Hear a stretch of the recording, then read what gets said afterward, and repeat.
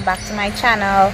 My name is Letitia. If you are new here, and on this channel we talk about nursing, lifestyle, we do shopping hauls, we covering all those things, right? So if you're interested in seeing those type of videos or that type of content, don't forget to like, comment and subscribe down below, as well as turn on your post notification so you know every time I post a new video.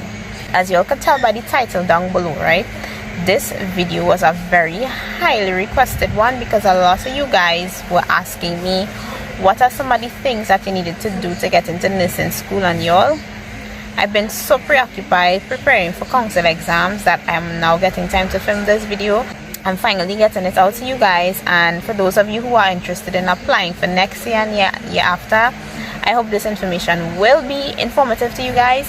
And just a warning, don't skip through the video because it has a lot of important information in here that I think you guys should know, and it would make the process of applying to become a nursing student in Trinidad a lot easier if I had known it. So I'm sharing it with you guys. Alright, so I'm talking a little bit too much. Let me stop rambling and let me get into the video. You're gonna be seeing me looking down quite a bit because I have my little notepad here. I write down everything because I don't want to forget nothing for you. So this first thing I'm gonna share is a little piece of information that I think will be very useful for some of you all, because I didn't know it before I entered into nursing, right? But there are different medical professions or professions in the medical field that you can join other than being an RN. So you can be a PCA, which is a patient care assistant. You can be an ENA, which is an enrolled nursing assistant. You can be an RN, which is what I focused on in today's video. There's phlebotomy, there's radiologist, there's a pharmacist. There are so many other different fields that you can join in the medical sector that I think this piece of information was nice for you all to know. So for those of you who are not interested in becoming an RN, there are other avenues that you could take, so you all could go and do a little more research on it, right? I just wanted to share that with you guys. So let's talk about the requirement checklist, right? First things first, the age, right? So a lot of you all were asking me how old you needed to be to become a nurse. You have to be 17 and a half to 45 years old, meaning that you have to be turning 18 the year that you are registering in order to get in. If you were turning 18 the next year, you wouldn't be eligible, right? So 17 and a half to 14 years old is the age group that they allow you to join, right? In terms of the subjects or the requirements that you need, you have to have a minimum of 5 CSEC or GCE subjects, including maths, English, a science subject, whether it be integrated science, human and social biology, physics or chemistry, right? So any of those, and once you have that down, you're good, right? For those of you who did CXC before June 1998, they are not accepting grade 3s. Grade 3s are accepted from 1998 and beyond. As well, for those of you who did CAPE, right, those credits can be transferred, so don't forget to fill out your CAPE subjects, because you can be exempted from a lot of courses if you did CAPE A-level subjects, right? So remember, inquire about your exemption sheets and so on, and fill those out so that you can be eligible to be exempted out of certain courses like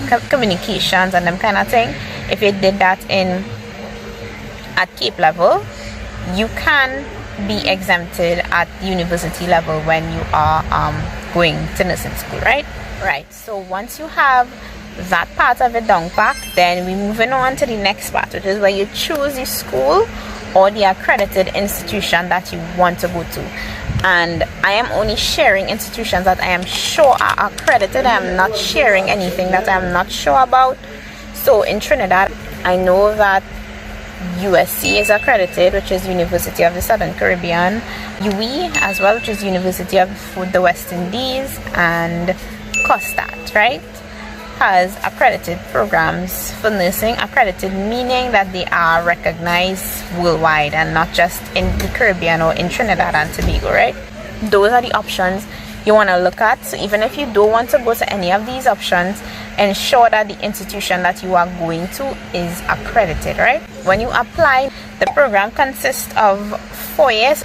At the end of this 4 years, you will receive a bachelor's degree in science, right, of nursing. That as well offers an associate's degree program, which is for 2 years, but I would always recommend to just go do the bachelor's, because eventually you would have to go on to bachelor's. But when I started, I didn't understand the difference between the associate's and the bachelor's degree program.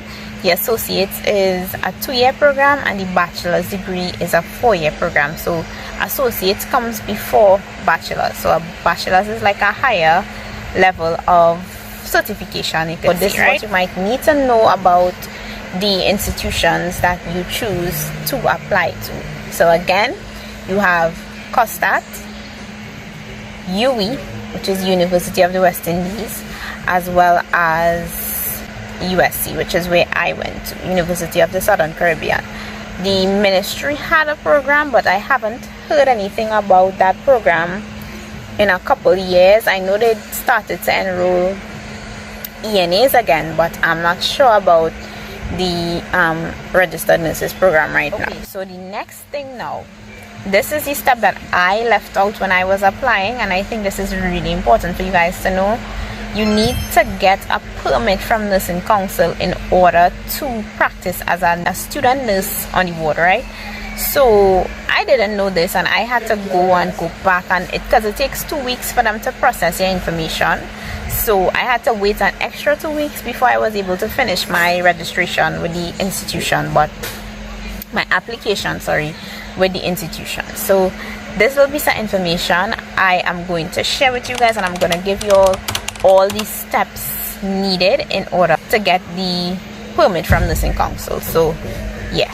Okay, so the first thing is that you had to write a letter of application addressed to the secretary of Nursing Council, and you following exactly how I have it here.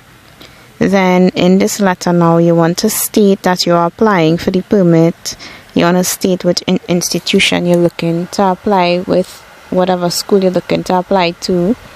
State the list of subjects that you received and the grades that you received in the year, right? So you're doing exactly as you see here in that letter. Okay, so after you did up your letter and you printed it and so on, you're working with that letter as well as all the other documents that you're seeing here.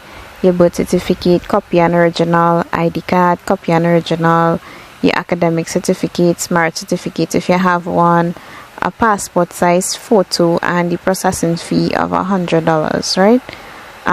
Again, I remember to work with the original copies, and the processing time is 2 weeks, so the permit does not expire, and you need to keep the original permit safe and submit the copies with the application form to your chosen school. And when you're ready to collect the permit, you're working with $200 to collect this permit after 2 weeks, right? So try and keep track of that, and also I advise that you'll make a checklist so you don't forget anything. So yeah. So now that you organize yourself and you went up to Nursing Council, which is on Victoria Square in Port of Spain, now you're ready to download the application and drop it into the institution that you chose, right? When I applied, there wasn't any COVID or anything like that, so now the application process has changed a little bit. I did as much research as I could to try and give you all the most accurate information. So if anybody knows of anything else other than what I say in this video, feel free to comment down below and let everyone know, because as I said, I applied way before COVID even began, right? But I did research and I'm gonna share what I found with you guys. Right now, all the applications are being done online, right? Well, at least USC's applications are being done online, and I'm speaking from a perspective of USC. The first thing that you do is when you go on, you'll see out of the form and they will ask for your basic information. Again, I'm looking down because I have my notepad. So they're asking for basic information like your name, your date of birth, your ID, birth certificate, basic information, right? So after you fill that out now, then you have to do a medical. And this part took a little while because I went through the public healthcare system and it took a little while. But for those of you who can afford it, go to private institutions, pay to get these things done so you could get it a little faster than I did, right? So they want to make sure that you're medically fit. to join the program, right? And I see it as a must because you want to know if anything is wrong with you, if anything puts you at risk of getting ill or anything like that. So yeah, even putting other people at risk. One of the first tests that you have to do is something they call the TB test, or a test for tuberculosis, right? So you go and you get that done and you get the results and so on, and you basically fill it in on your medical sheets. Also you'll get a stamp from the institution that you had the test done and all of that. You also have to have a chest x-ray done. You have to have what they call a CBC, which is a complete blood count. This will show a hemoglobin levels and all those things you would learn about when you get into nursing school. You also have to do something they call a VDRL. This is a test that they do for sexually transmitted diseases, right? So they will take a sample of your blood and they will do this test based on that. You have to do a HIV test as well. You also have to do an eye exam, right? So an eye test, right? So it's a lot of tests that you have to do in order to make sure that you are medically fit to join into the nursing healthcare profession. Other documents that you need, you have to get a certificate of character, and that can't be older than 6 months. You have to get 4 passport size photos, recent passport size photos of yourself. You have to get the copies of all your academic certificates, and when you're going to apply, always walk with the original. Even if you're not gonna use it, walk with it still, because sometimes they tend to ask you, did you bring your original with you? They wanna to compare and all of that. Also, when you go up to nursing council to get your permit, nursing council is gonna keep your originals for the 2 weeks to ensure that documents are legit. And when I say your documents, I mean your CXC passes and all the certificates and all of that. So you wanna keep track of that as well. When you're going, they're gonna want copies of your ID and your birth certificate. And again, walk with the original. Always walk with your original anytime you're going to do anything or applying to nursing school, right? And they want 2 recommendations from either a pastor, an educator, or a work supervisor, somebody somewhere you worked before. So you want to get a copy of your immunization record, because now you have to be vaccinated for COVID, right? Everywhere you go, you need to be vaccinated for COVID now. And you have to have an application fee, which they will take, that is non-refundable, right? So this application fee for USC right now is $60. I'm not sure if it changed, but the application was $60, and you give them this when you drop in your application form. This is something you're not gonna get back at all, right? So that's that for the documents and what you need when you actually apply into the institution. After you drop in your application form now, they're gonna tell you that they will contact you so on and let you know, right? So in about 2 weeks, they will contact you either via the phone or email, and they will let you know that you were a suitable candidate and gonna be given an interview date. And you have to be at this interview. You have to also be successful at this interview in order to get in the program, right? So you want to take note of the date and the time of this interview and be prepared for the interview, guys. I don't know if I may do a video on how to prepare yourself for the nursing school interview, but you need to be prepared, because when we did it, they kind of made us do like a little essay before the actual interview, so they can throw other little things out there for you. So just be prepared. I think I will do a video on how to prepare for the nursing school interview. If you're interested in that, let me know down below and I will cover that for you guys. Now that you got that part down and you got your little call and you're waiting, to see the interview, so let me say about like 2 weeks after the interview, you will be contacted via both email and phone call, and they will tell you that they will say, hey, you were successful, and congratulations, and that you are accepted into the program and so on, right? After that, they will give you a date for orientation. Again, take note of this date, because in this orientation you will be exposed to college life and all of that. I know for some of us it was a big jump. For me, it was a big transition from school to college, and orientation really kind of set the pace for it, kind of. So take note of your orientation. When I went, they actually give you a physical copy of the acceptance letter. I am not sure what they do now, if they mail it to you or if they just email it and you have to print it out, but they gave us a physical copy of the acceptance letter. You want to keep this safe because you're going to need it for when you're ready to graduate, right? So when you go to the orientation, it's basically just them, you know, giving you additional info, some of the things that you will need to know, again introducing you to college life, those kind of things. They would let you know what to expect as a student, what uniform you will be wearing, the design of the uniform, obviously a book list. They will cover general and lab fees and all of those things, all the money that you need to pay.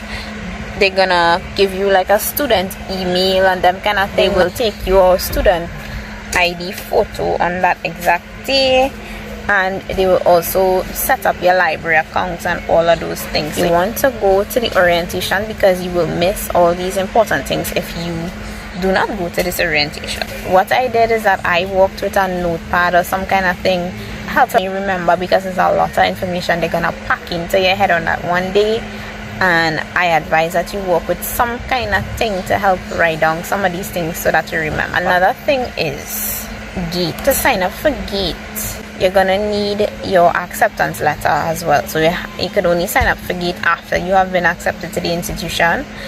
And now that GATE has changed, I'm not sure about the details of the GATE info, but you can go and check up online and see different centers now that you can go in to sign up for GATE. You can go and read up, find information on how much percent is covered with different salary, wages and all of that. So I'm not sure, I won't give you all that information because I am not quite sure how it has changed now.